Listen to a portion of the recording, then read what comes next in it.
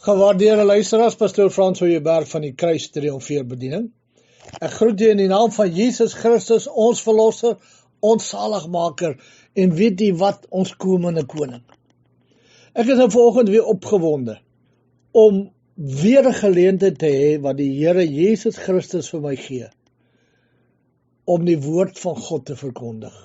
U weet, daar's baie mense in hierdie wêreld wat vervolg word omdat hulle die woord van die Here verkondig. Daar's baie mense in hierdie wêreld wat tronk toe gaan. Rusland, Irak, Iran, omdat hulle in die naam Jesus Christus bely. En ek het daai besondere voorreg om in 'n land te sit, Suid-Afrika, wat godsdienstvryheid het. Ja, ons hoor baie diskriminasie teen Christene en dis nie reg nie en nie in die skool nie en al hierdie goeders, en dis dinge wat moet gebeur en wat gaan gebeur, wat ek en jy nie kan stop nie, want ons opdrag is nie om te stop nie, ons opdrag is om die evangelie van Christus te verkondig. Maar ek en jy sit in 'n land, en selfs mense wat van ander lande na my luister, sit in die algemeen in 'n land waar die evangelie van Christus verkondig mag word. Ek sit hier met 'n oop venster, en ek kyk hier na die bloekombome en na die reën wat val en na die pragtige omgewing, die mooi groen wat die Skiereiland vir ons bied, die Kaap vir ons bied in 'n winter. En ek het geen vrees dat iemand gaan kom en die venster gaan sien, daar sit die ou alweer en preek. Stop hom in die tronk. Ek kan die evangelie van Christus preek, maar ek wil vir u ook sê, ek sal die evangelie van Christus preek, al sit ek in 'n Irakse tronk. Ek sal die evangelie van Christus nooit verraai nie. Hoekom nie? Want Jesus Christus, as God, het sy lewe vir my gegee, om my los te maak van die mag van sonde, die mag van die duiwel, en my oorgeplaas in die heerlike lig van sy geliefde seun. En daarom het ek die vrymoedigheid en die ywer om hierdie bediening te handhaaf wat ek nou handhaaf. Ja, ek sien nie baie vrug op my bediening nie, want ek sien nie die mense wat na my luister nie. Ek hoor nie baie, kry so hier en daar 'n terugvoer wat mense met my praat. Maar dit maak nie saak nie, ons is nie in die bediening sodat ons kan sien of daar vrug is nie. Want die Bybel sê die woord van God sal nooit ledig na hom terugkeer nie. So dit wat ek bedien, dit wat ek preek, sal nooit leeg wees nie. Daar sal altyd iemand wees wat die vrugte pluk van dit wat gepreek word. Kom ons bid. Baie dankie Vader vir nog 'n geleentheid om in hierdie dierbare en pragtige boek van Openbaring in te delf deur die leiding van die Heilige Gees. Ons dank U daarvoor in Jesus naam. Amen en amen. Hoofstuk 16 vers 1. En ek het 'n groot stem uit die tempel aan die 7 engele hoor sê, gaan, gooi die skale van die grimmigheid van God op die aarde uit. Johannes hoor hoe uit die rookgevulde tempel 'n harde stem opklink, a loud voice. Dit is letterlik 'n groot stem. Nou dat laat my dink aan die kruis. Jesus het op 'n groot stem uitgeroep, dit is volbring. Jesus het nog nooit die krag van sy stem verloor nie. Dieselfde stem wat die wêreld geskape het. Dieselfde stem wat gesê het, laat daar lig wees, en daar was lig. Dieselfde stem het uitgeroep, dit is volbring, en dit is klaar. En hier hoor ons weer die groot stem. In hierdie hoofstuk kom die woord groot dikwels voor. Die ongeregtigheid is groot en God se toorn is groot. Groot en omvangryk is die gebied van die ongeregtigheid. Groot en ernstig is dus die middel van God se toorn. Die harde stem beveel die 7 engele om op te tree. Hulle moet gaan, elkeen van hulle na die gebied op die aarde wat aan hulle toegeken is. Daar moet hulle die 7 bakke van die toorn van God uitgiet. Om uit te stort is 'n skielike en volledige uitvloeiing van die inhoud op die voorwerp van God se toorn.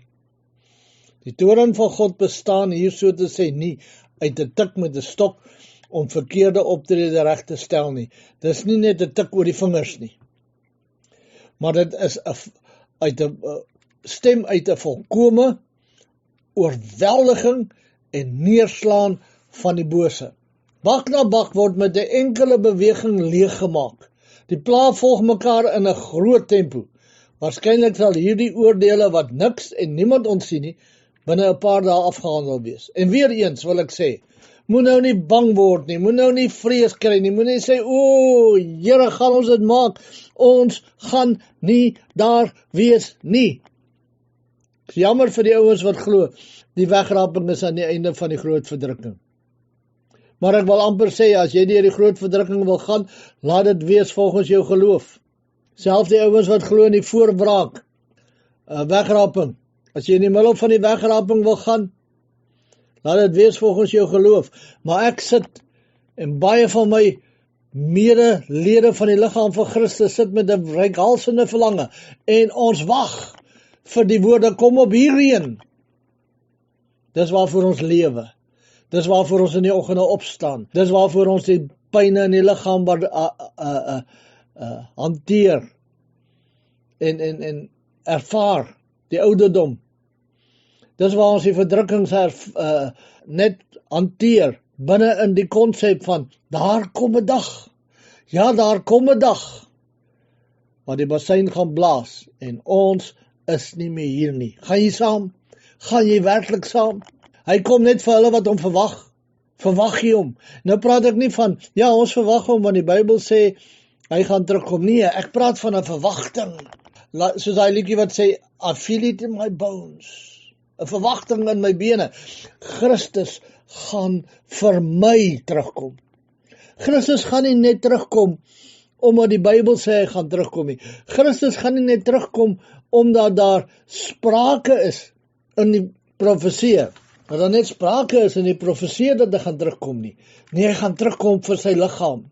Nie vir sy bruid nie. Ons is nie sy bruid nie. Ons is deel van die liggaam van Christus.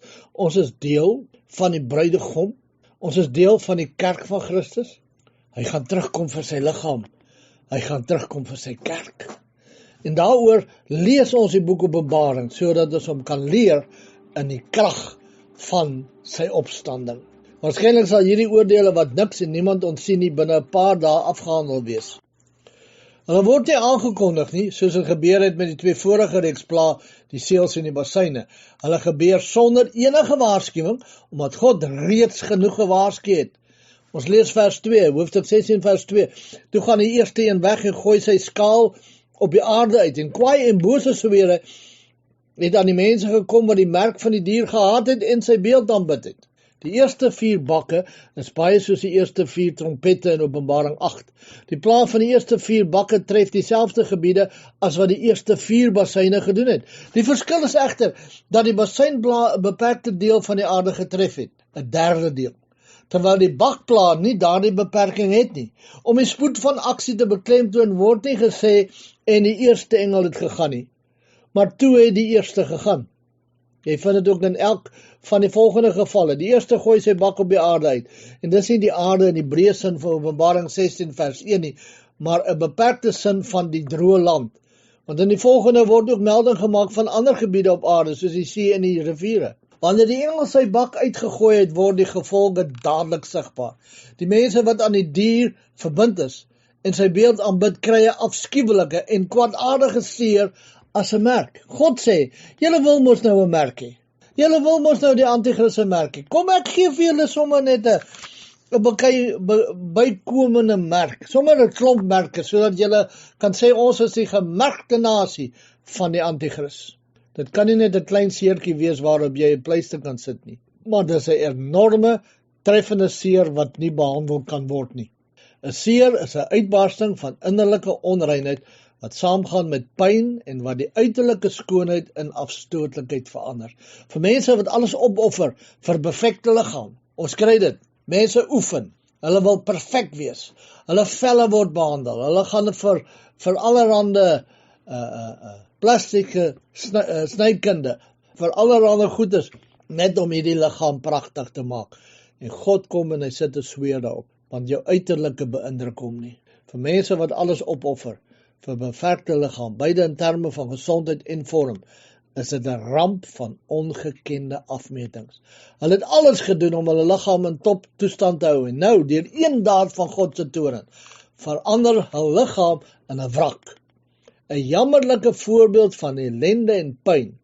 So Satan Job eens met afskuwelike swere geslaan het, slaan God nou die volgelinge van die dier met swere. Vers 3.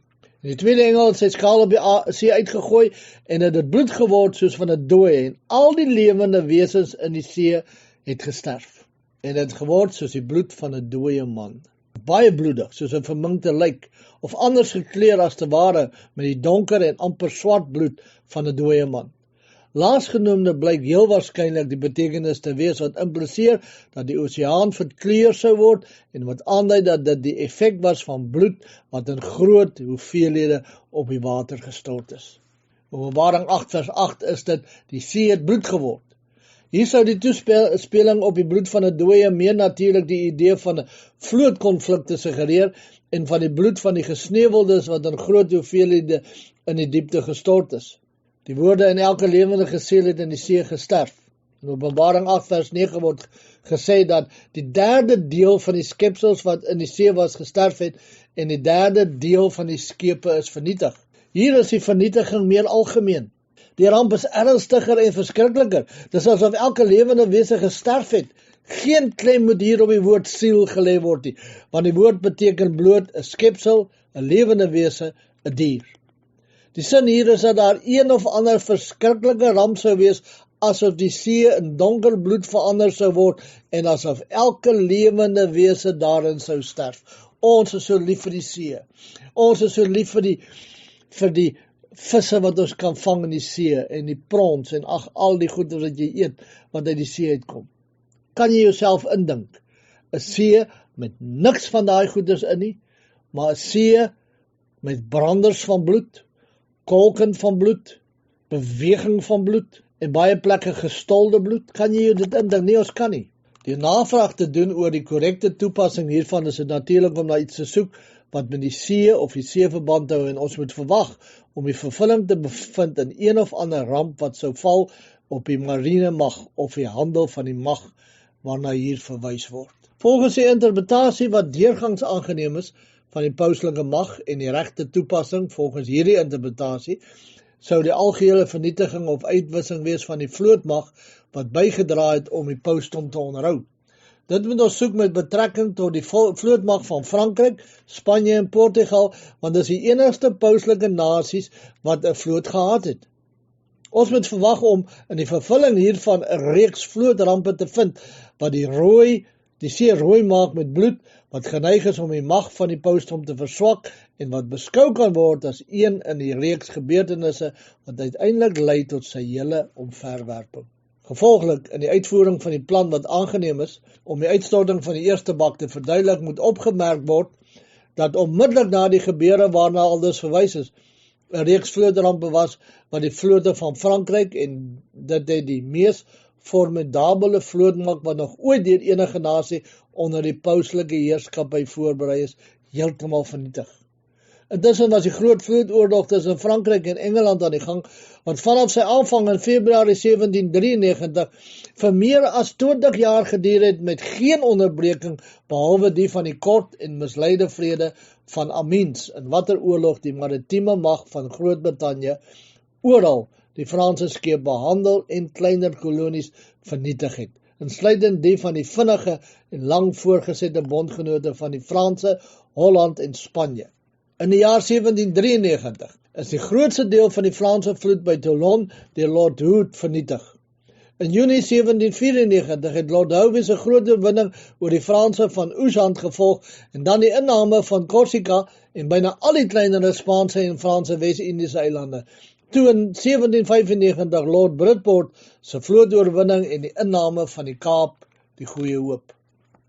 In 1797 die oorwinning oor die Spaanse vloot buite Kaap Vincent en die van Camperdown oor die Hollanders daarna. Agtereenvolgens Lord Nelson se 3 magtige oorwinnings van die Nyl in 1798, van Kopenhagen in 1801 en 1805 van Trafalgar. Altesaam in hierdie vlootoorlog Vanaf sy begin in 1793 tot sy einde in 1815, blyk dit dat daar naby 200 skepe van die lyn tussen 300 en 400 fregatte en 'n byna onberekenbare aantal kleiner oorlogsvaartuie en skepe van handel gesink is. Die hele geskiedenis van die wêreld bied nie so 'n tydperk van vlootoorlog, vernietiging en bloedvergieting soos wat ons dit gaan sien in Openbaring nie. Hierdie kort omsomming kan toon, indien hierna verwys is, die gepasheid van die uitdrukking, die see het geword soos die bloed van 'n dooie, en kan ook aantoon dat met die veronderstelling dat dit bedoel was dat na hierdie gebeurtenis verwys moes word, 'n gepaste simbool gebruik is. Geen taal kon hierdie bloedige tonele meer treffend uiteensit nie. Vers 4. En die derde engel het sy skaal uitgegooi op die riviere en op die waterfonteine, en dit het bloed geword. Die idee van die tweede skaal word hier voortgesit. Let op die, wat ons gesien het op Openbaring 16 vers 3. Let op die ooreenstemmende oordeel van die derde basyn. Benewens die interpretasie van die tweede skaal wat hierbo gegee is dit waarskynlik dat die bloed die slagting en dood aandui wat deel is van God se wraak op die goddelose. Die verdelings wat in die eerste 4 skale aangeneem is, stem ooreen met die in Openbaring 14 vers 1 tot 20, wat die hele van God se geskape wêreld aandui, hemel en aarde en die see en die waterfonteine. God spaar niks. Weereens, hierdie volledige besoedeling is in teenstelling met die gedeeltelike 1/3 besoedeling van vars water wat in Openbaring 18 tot 11 getoon word. Wanneer hierdie oordeele kom, moet die tyd baie kort wees tot die wederkoms van Jesus, wat met ekologiese rampe soos hierdie kan die wedloop nie lank oorleef nie. Vers 5 tot 7, en ek het die engel van die water so sê, regverdige Here is u wat is en wat was, u die heilige, omdat u hierdie oordeel uitgevoer het, want hulle het die bloed van heiliges en profete vergiet, en u het aan hulle bloed gegee om te drink, want hulle het dit verdien. En ek het 'n ander een uit die altaar hoor sê, ja, Here God, almagtig, waaragtig en regverdig is u oordeele. Dit is heeltemal gepas dat diegene wat hulle daarin verheug het om die bloed van die heiliges te vergiet, nou gedwing word om bloed te drink. Hulle het die lewende water geweier en nou sal die waters van die dood gegee word. Selfs te midde van die oordeel is dit reg dat die engel verklaar dat u regverdig is, Here. Nie net is God se geregtigheid regverdig nie, dit is suiwer en gepas. Daar is geen vigilante geregtigheid by God nie. Met ander woorde, hier en daar soos 'n bosoorlog nie. Die stem van vers 7 is of 'n engel wat van die altaar afpraat of die altaar verpersoonlik, want die korporatiewe getuienis van die martelare verteenwoordig en die gebede van die heiliges. Hierdie sprekende altaar kan God se altaar wees, kruis waar sy grootste offer gebring is en wat hier getuig van sy regverdige oordeel, beide in die verlede en binnekort. En die altaar waardeur God in sy liefde geoffer het, 'n manier om van hierdie oordeele te ontsnap. Kom ons doen nog vers 8 tot 9. En die 4de engel het sy skaal op die son uitgegooi en daaraan is dit gegee om die mense met vuur te skroei. En die mense is geskroei met 'n groot hitte en hulle in die naam van God gelaster wat mag het oor hierdie pla en het dit nie bekeer om hom heerlikheid te gee nie. Wat normaalweg as vansprekend as 'n seën beskou word, die warmte van die skynende son, is nou 'n vloek. Kan jy dit indink? Ons sê altyd, ag, hoe lekker skyn die ou sonnetjie nou. Hulle gaan dit nie sê nie. Die versuim van mense om met bekering te reageer, toon dat die mense verdorwenheid nie deur 'n kennis of 'n ervaring van oordeel verander sal word nie. Mense wat nie deur genade gewen is nie, sal nooit gewen word nie. Luister, dis hoekom jy die opdrag kry om die evangelie te verkondig aan alle mense, en dan diegene wat tot bekering gekom het, disippels van te maak. Die Bybel sê nie gaan red mense nie. Ek het nou alweer soveel gered en ek het nou alweer soveel gered. Nee, hy sê gaan en verkondig die evangelie. Jesus Christus die gekruisigde, wat begrawe is, wat opgestaan het en wat vir ewig lewe. Dis die evangelie. En as mense nie deur genade gered word nie, sal hulle nooit gered word nie. Die wensdenkerry van sommige dat mense berou sou hê as hulle net die krag en regverdige oordeel van God ken, word verpletter deur gereelde melding in hierdie hoofstuk van die hardheid van die menslike hart in die aangesig van die strengste en duidelikste goddelike dissipline. Selfs om te sê, mense sal gered word as hulle sien hoe God siekes genees, hoe God wonderwerke doen. Dit werk nie. Ek weet van mense wat ongered is, wat God hulle genees het van 'n siekte en hulle is nog steeds ongered. En veral in die groot verdrukking gaan dit moeilik wees. En hierdie ouens wat natuurlik die merk van die dier dra, sal glad nie tot bekering kan kom nie, maak nie saak hoe nie. Hulle het klaar 'n keuse gemaak. Ons gaan volgende keer aan met vers 10 tot 11 van Openbaring 16. Baie dankie Vader dat U vir ons die krag en die leiding gee binne in die majesteit van die openbaringskrag van die Heilige Gees, dat ons kan verstaan en Jesus kan leer ken in die krag van sy opstanding. Ons loof U daarvoor in Jesus naam. Amen.